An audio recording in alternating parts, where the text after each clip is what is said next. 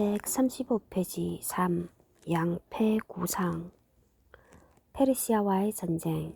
요스티니아누스 사후 지중해 동부 세계는 로마 제국 말기에서 비잔틴 제국 초기로 넘어가는 과도기에 접어들고 565년 이후에는 중세기의 비잔티움이라 부를 수 있게 되었다. 요스티니아누스가 세상을 떠나자 외조카인 요스티니누스 2세 제위 565 내지 578 년이 황후 테오도라의 조카 소피아와 결혼해 황위를 이어받았다. 소피아는 고모를 흉내내 정치에서 역량을 발휘했지만 요스티니누스 2세는 정치적 식견이 부족해 그가 남긴 것은 쇠퇴와 재난이었다. 주목할 만한 사건이 북쪽과 서쪽 국경에서 일어났다. 도나우강 북쪽에서 슬라브족과 연합해 세력을 형성한 아바르족이 흑해 연안과 발칸반도에 침입했다. 비잔티움의 주적은 페르시아였으므로 이탈리아에 대한 방어가 허술한 틈을 타 롬바르드족이 남하해 북이탈리아를 차지한 135페이지 101에 대한 해석. 이탈리아 북부를 롬바르디아라고 하는 것은 여기서 유래한다.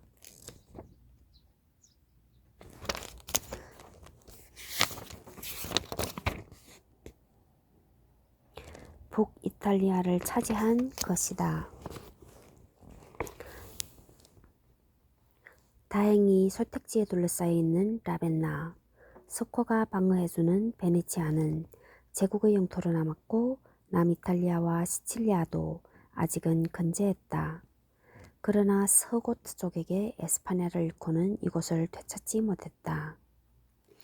요스티니아누스의 말년에 비잔틴 제국과 사산조는 라지카, 라지스탄이라는 작은 나라 문제로 충돌한 일이 있었다.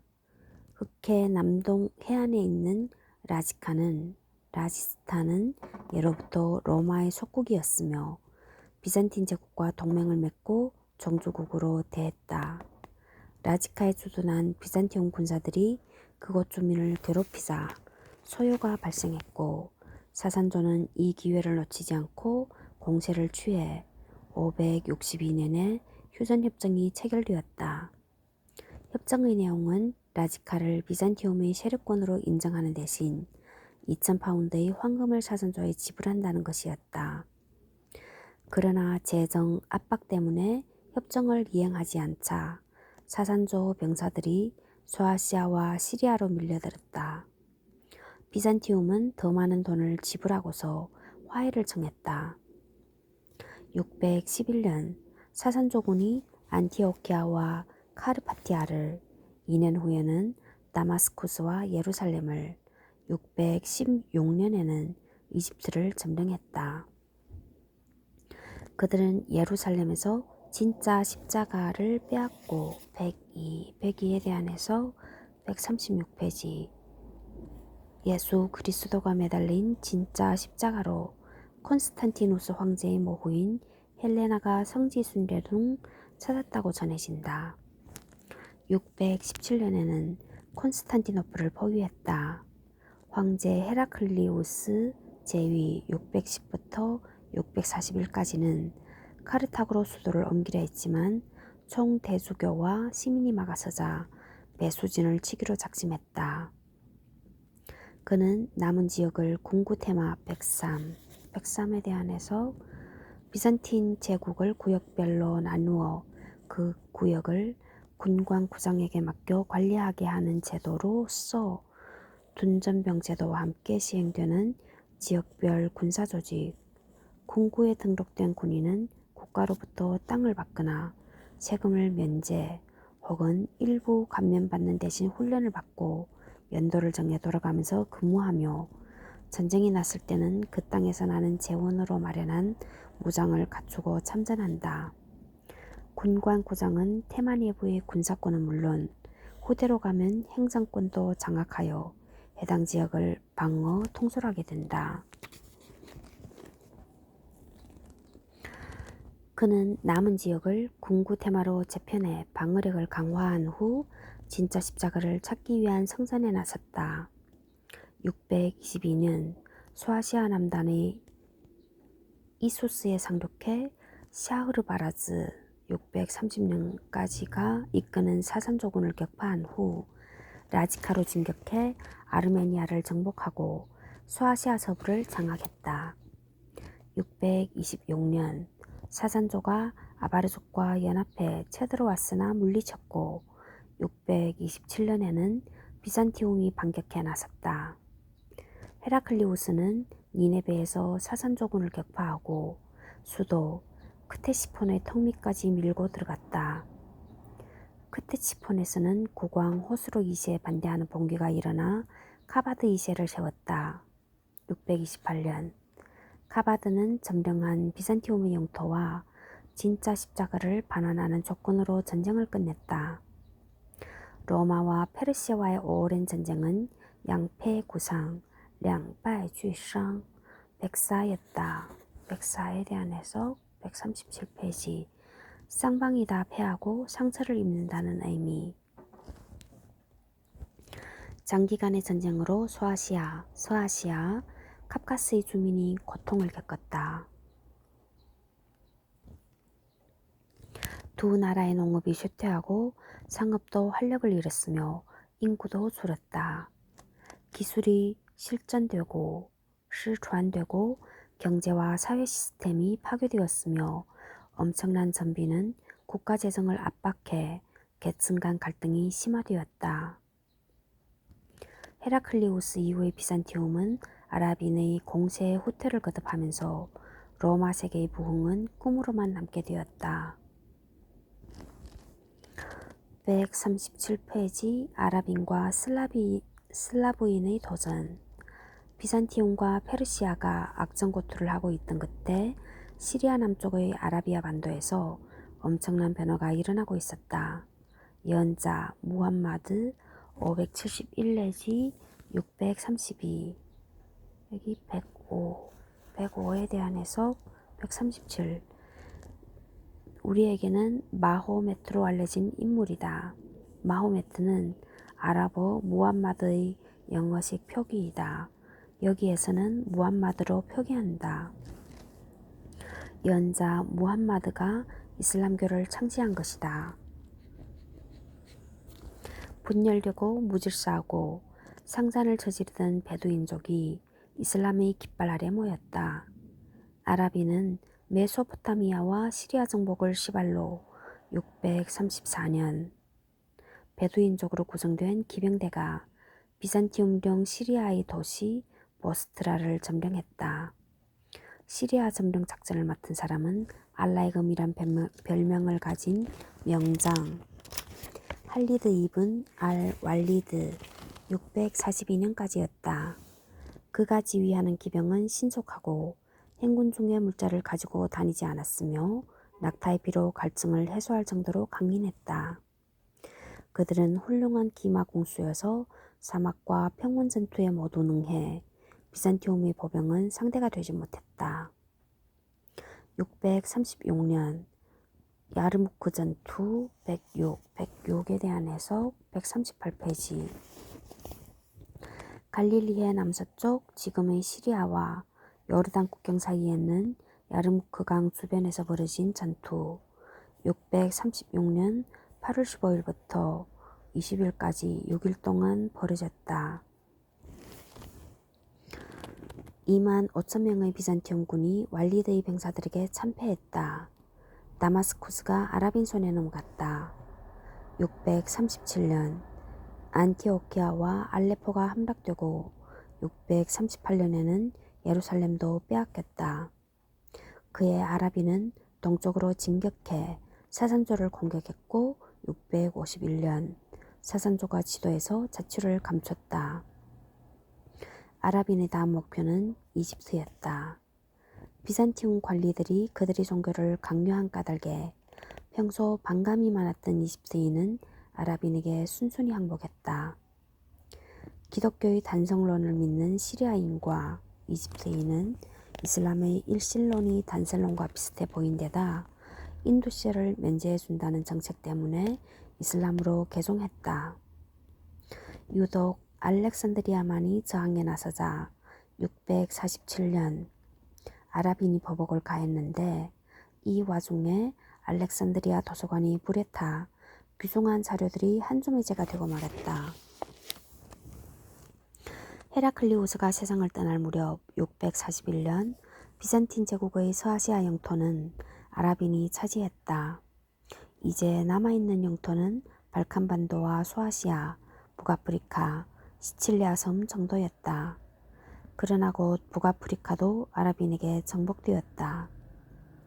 콘스탄티노플은 동방 기독교의 머리였지만 중동의 영토가 이슬람으로 넘어가 시리아와 이집트교에 대한 콘스탄티노플의 통제는 유명무실해졌다. 헤라클리오스 시대를 비잔티움의 암흑시대라 부른다. 아랍인의 위협은 2세기 동안 비잔틴 제국의 가장 큰 현안이었다. 649년 시리아 총독 무아위야가 비잔티움의 해군기지 키프로스 섬을 점령하고 동지중해의 새로운 해상 세력으로 떠올랐다. 10여 년 후 그가 세운 우마의 왕조 107, 여기 107에 대한 해석 139페이지, 661년에 무아위야 제위 661 내지 680, 다마스쿠스를 수도로 하여 수립한 이슬람 왕조, 중앙아시아로부터 에스파냐까지를 지배하고 서유럽의 이슬람 문화를 전하기도 했으나 750년에 아바스 왕조에게 멸망했다. 옴메아드 왕조, 우마이야조라고도 한다.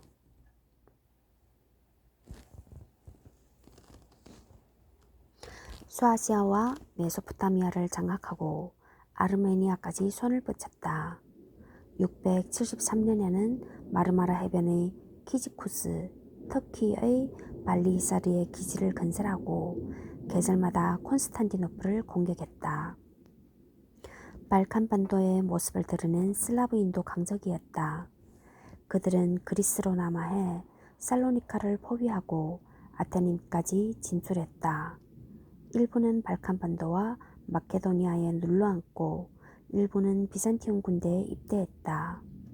665년에 벌어진 전투에서 아랍인에게 잡힌 슬라브인 포로가 5,000명이나 되었을 정도였다. 679년에는 혼족의 후손으로 알려진 불가르족이 발칸반도에 정착했다. 헤라클리우스의 후계자들은 어떻게든 활로를 뚫고자 했지만 오히려 영토를 잃을 뿐이었다.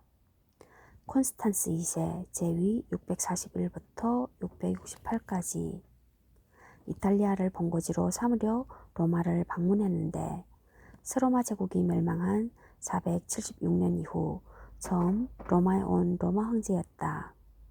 그는 비잔티움 황제가 로마 세계를 계승한다고 선포했으나 원로원이 시칠리아로 천도하는 것에 반대해 수포로 들어갔다. 콘스탄티누스 4세 제위 668부터 685년 대에는 아랍인의 침략에 완강하게 맞섰다. 물 위에서 불이 붙는 그리스의 불이 엄청난 화력을 발휘하자 아랍인이 철수했다. 108. 그리스의 불 사용 방법은 직접 적 함선에 뿌리거나 길고 좁은 통에 넣어 목표물을 향해 쏘는 것인데 그 성능은 놀라웠다. 기름불이 바다 위에 둥둥 떠서 나무로 된 선체에 옮겨붙자 적들은 앞다투어 바다로 뛰어들었다. 그런 뒤에도 이슬람인들은 패배를 인정하지 않고 계속 버티다가 결국 5년째 되는 해야 남은 함대를 철군시켰다. 679년 무아위야는 콘스탄티누스 4세의 강화 제의를 마지못해 받아들이고 그동안 점령했던 에게해의 섬들을 반환하고 매년 공물을 보내주기로 했다. 종횡무진 동로마사 존 노리지조 남경태역 그린비 2164쪽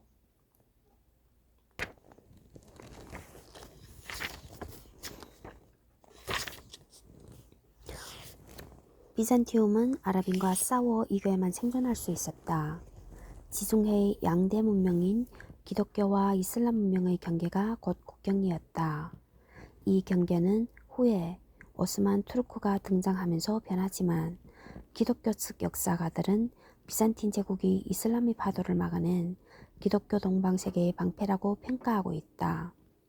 헤라클리우스 왕조 말기 혼란은 요스티니아누스 2세 제위 685 내지 695, 복위 705 내지 711의 잔악함에서 비롯되었다.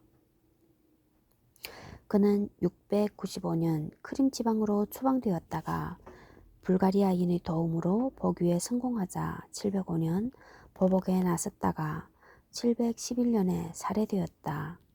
원로원은 이사우리아를 려오 3세 제위 717 내지 741로 초대해 이사우리아 왕조 717 내지 802년이 열렸다.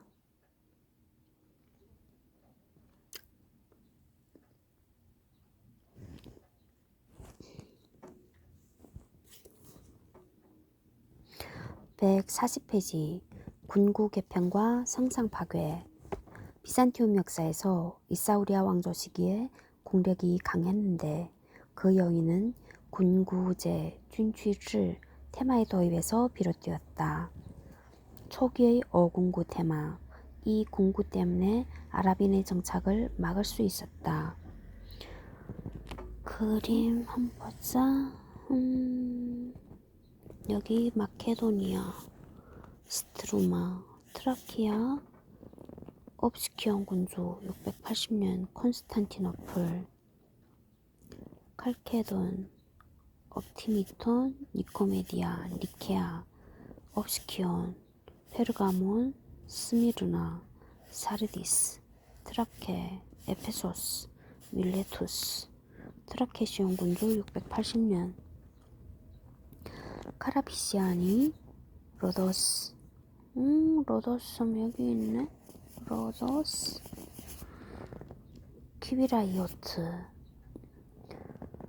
카라비시노의 군주 680년, 셀레우키아, 아나톨릭, 안티오크, 카파도키아, 카파도치아, 앙카라, 앙카라, 부셜리라, 니코메디아, 아마스트리스, 파플라고니아, 시노페, 아미수스, 아르메니아, 카르시아논, 카르시나아, 카이사레아, 헤라클리아, 아나톨리콘 군주 669년, 셀레우키아, 안티오크, 에데시아, 아르메니아콘 군주 667년, 세바스티안, 콜로니아, 흑해.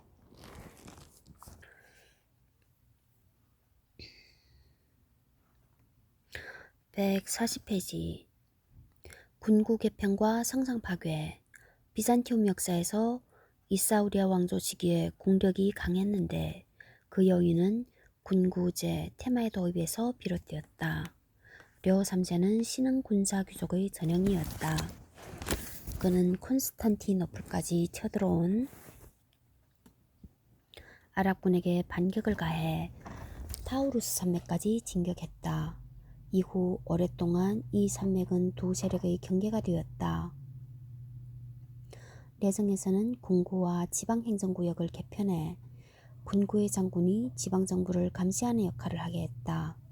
그의 아들 콘스탄티누스 5세 제위 741 내지 775도 아랍인과 불가리안을 격퇴시켰다. 소아시아에는 비잔티움인과 아랍인이 섞여 살았다. 려 3세는 우상을 숭배하지 않는 아랍인의 모습에 깊은 인상을 받았다. 그는 교회와 수도원이 많은 토지뿐 아니라 비생산적 인구를 가지고 있는 데 주목하고 726년 성상 사용을 금지한다는 포고령을 내렸다. 100년 넘게 지속된 성상 파괴 운동이 시작된 것이다. 109페이지. 109페이지가 아니고 109번. 141페이지의 해석. 동부 아나톨리아의 황야 출신인 려오가 이슬람교의 영향을 받지 않았다고 단언할 수는 없다. 오히려 성상 파괴라는 새롭고 혁명적인 교리는 다네이론의 필연적인 귀결이라고 봐야 할 것이다. 그리스도의 신성만을 인정한다면 당연히 그리스도를 인간처럼 2차원 혹은 3차원의 형상으로 표현하는 것을 용인할 수 없게 되기 때문이다. 성상 숭배는 꾸준히 늘어나 마침내는 성화 자체를 노골적으로 숭배하거나 세례식에서 그것을 대부모로 사용하는 경우마저 생겨났다. 따라서 소아시아의 많은 수교들이 성상 파괴 선언을 채택한 것은 그것을 우상 숭배로 여기고 그에 대한 반대를 분명히 나타낸 것이었다. 종명무진 동로마사 187쪽. 이 운동은 콘스탄티누스 5세 최고조에 달했다. 아랍인과 대치하던 소아시아의 군인들이 열심히 이 운동에 참여해 교회와 수도원의 성상을 불태우고 수도서와 순회를 환속시켰다. 그러나 발칸 반도와 이탈리아에서는 격렬한 반대에 부딪혔다. 부딪혔다 이게 디귿 아니야? 왜 지읒이야? 려 4세 제위 775부터 780까지 황후 이레네의 통치 시기에 성상 파괴 운동은 반전을 맞게 된다. 이레네는 아들이 즉위하자 습정 황태후에 올랐으나 공동 통치 780 내지 790 이에 만족하지 않고 아들 콘스탄티누스 6세를 살해하고 스스로 황제에 올랐다. 797년 여기 110에 대한 해석 141페이지. 이레네와 콘스탄티누스 6세의 공동 통치 이후 콘스탄티누스 6세의 단독 통치 791 내지 797이 이어지고 그 다음 이레네 단독 통치가 802년까지 6년간 이어진다. 비잔틴 제국의 유일한 여제인 그네의 통치기간 제위 797 내지 802는 중국의 유일한 여제 무측천 제위 684 내지 705와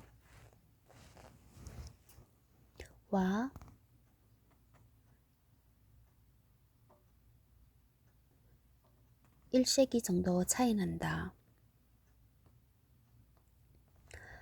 이레네는 성상 파괴론자를 박해했으나 소아시아의 군인들이 반대하고 전쟁에서도 실패에 쫓겨났다. 이레네가 폐위된 후 국정을 장악한 동방 공고의 지도자들이 성상 파괴를 재개했지만 종교적 색채는 엷어졌다. 아모리움 왕조 820 내지 867년의 미카엘 2세 제위 820 내지 829년 때에는 잠시나마 성상 파괴 운동이 활발했으나 상처한 황제가 환속한 수녀와 재혼에 무례를 빚었고 테오필로스 제위 829 내지 842년대에는 거의 힘을 못 썼다. 테오필로스 사후 섭정을 맡은 테오도라 섭정 842 내지 856은 성상 숭배를 허락했지만 교회와 수도원은 이미 굴복한 상태였다. 서방과는 달리 교회가 정치를 좌우하는 사태가 벌어지지 않게 된 것이다. 결과적으로 성상 파괴 운동은 비잔티움 군인 귀족의 힘을 강화해 주었다. 재미있는 사실은 성상 파괴 운동에서 두 차례의 하강기는 여성 통치자의 영향력이 강할 때였고 상승기 때의 통치자는 군인 출신일 때였다. 이는 동방 군구가 아랍군과 맞서고 있는 최전방이기 때문이었다. 그럼에도 비잔틴 제국은 이슬람 세력과 오랜 기간 대치하면서 영향을 주고받았다. 성상 파괴 운동 726 내지 843으로 교회와 수도원의 예술품이 파괴되었으나 다른 한편으로 민간 예술이 탄생해 성속, 성수의 예술이 함께 발전했다.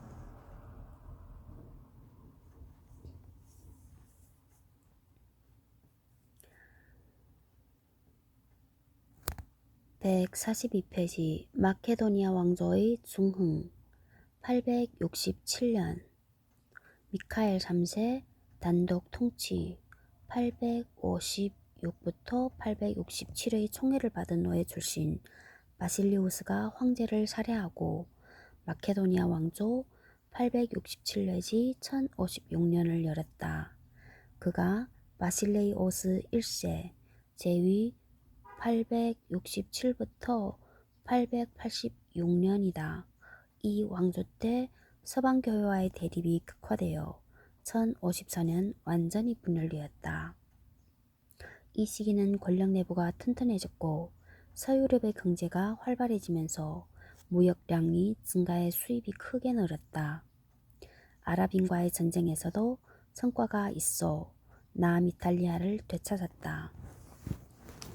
레오 제위 886년 내지 912년이 죽은 후 알렉산드로스의 짧은 치세를 거쳐 어린 콘스탄티누스 7세를 대신해 콘스탄티노플 총대주교가 주도하는 섭정위원회가 국정을 맡았다.